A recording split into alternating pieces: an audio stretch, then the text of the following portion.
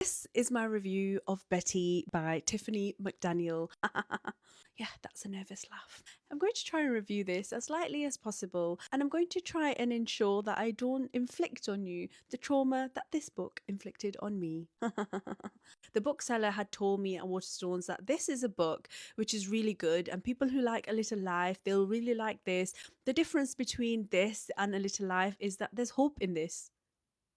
I'm sorry, where was the hope in this? I've read Little Life, and I can honestly, hands down, say I've never read a more depressing, bleak book as Betty. It's a coming of age story of a young girl called Betty who lives with her parents and her siblings. It shows how the cycle of abuse can continue between families, and there's a lot of connection between what happens in the past and what happens in the present. There is a lot of trauma in this book, so people who recommend this book really need to be doing that with trigger warnings. It is heartbreaking, but not heartbreaking in the fun sense. I know that sounds counterintuitive because when is heartbreak ever fun? But sometimes when you're reading about heartbreak, you can relate and it's cathartic and you enjoy that experience. But with Betty, it was agonizing.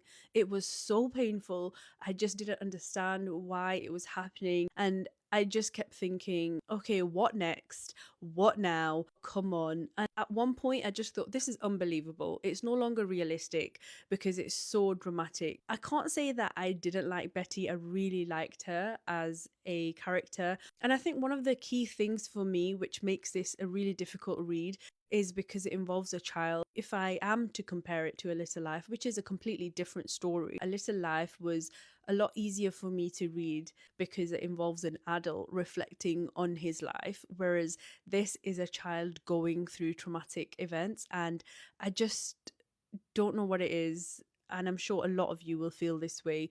Having to listen to the experiences of a child going through something traumatic is really uncomfortable. Am I glad I read it?